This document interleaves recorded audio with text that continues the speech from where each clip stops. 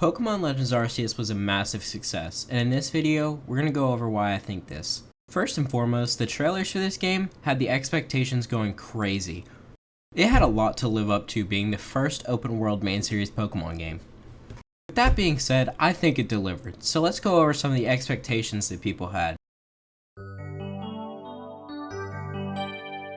As I stated in the beginning, one of the biggest expectations was it being the first open world Pokemon game. This part of the game, while not perfect, I think they did very good with this for their first time.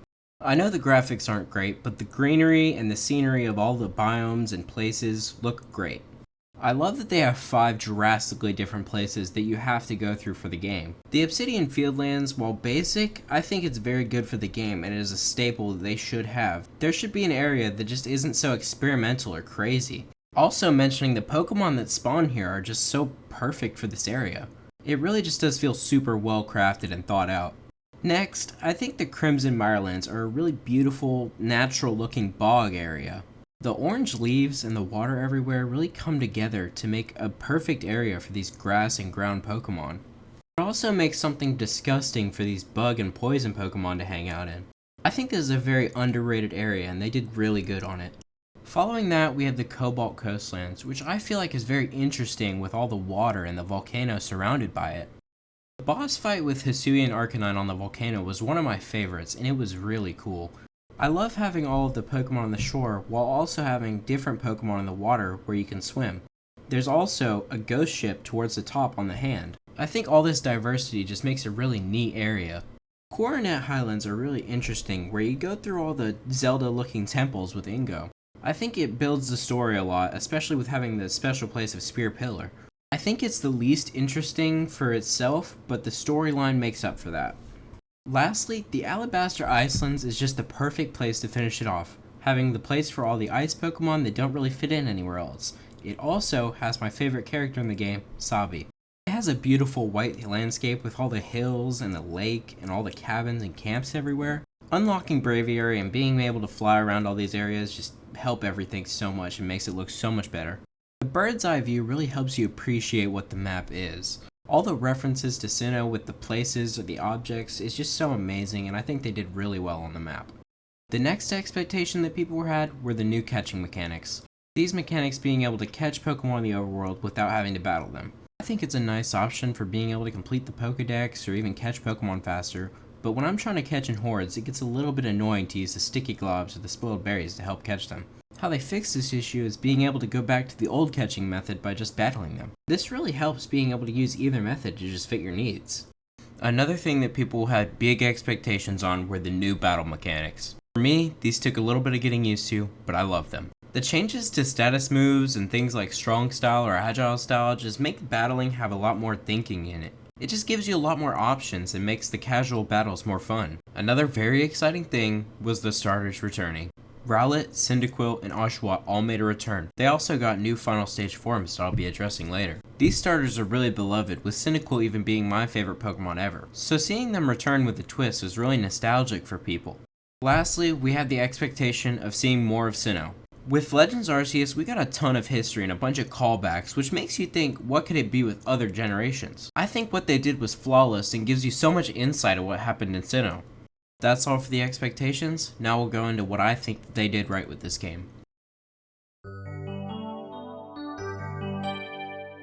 I think that they did plenty of things right with this game, first of all being the open world setting. I already talked about the map, but what is it like to play on? I think being able to roam around with the Pokemon and seeing everything in its own life is so beautiful. Everything having its own habitat and being able to ride around on the Pokemon is just so awesome to me. The town is nice, and I like being able to talk to the NPCs. You just get so much freedom with the game after beating all of the tutorials. It's just a nice breath of fresh air after all of the storylines that Pokemon games have always been. The next thing I think they did right is the catching mechanics.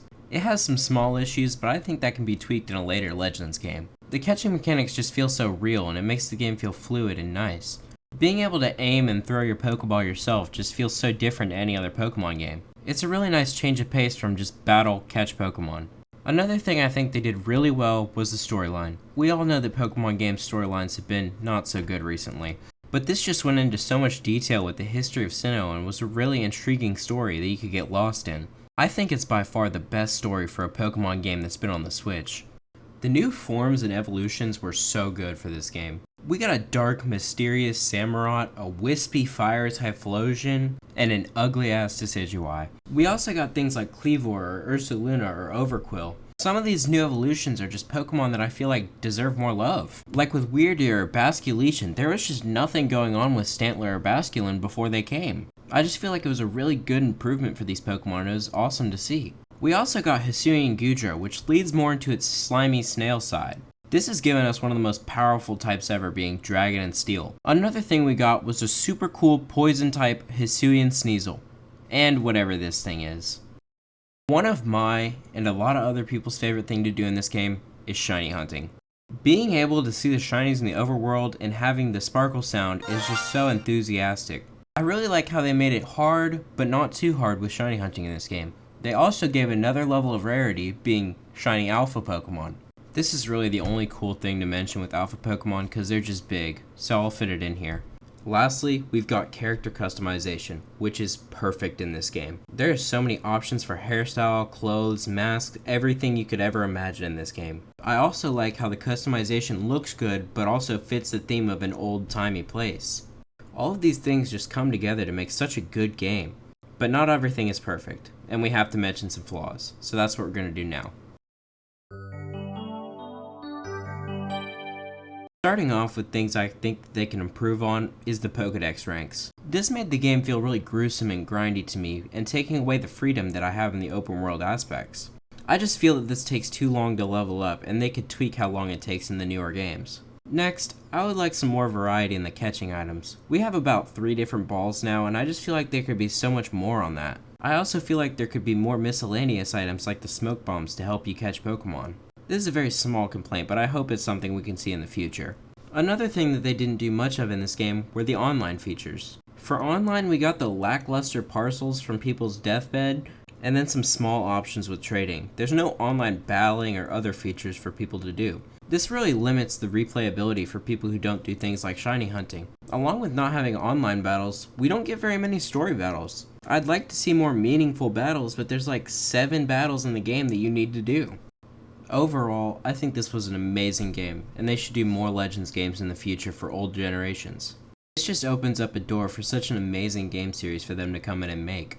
If you enjoyed this video, leave a like and subscribe for more Pokemon videos.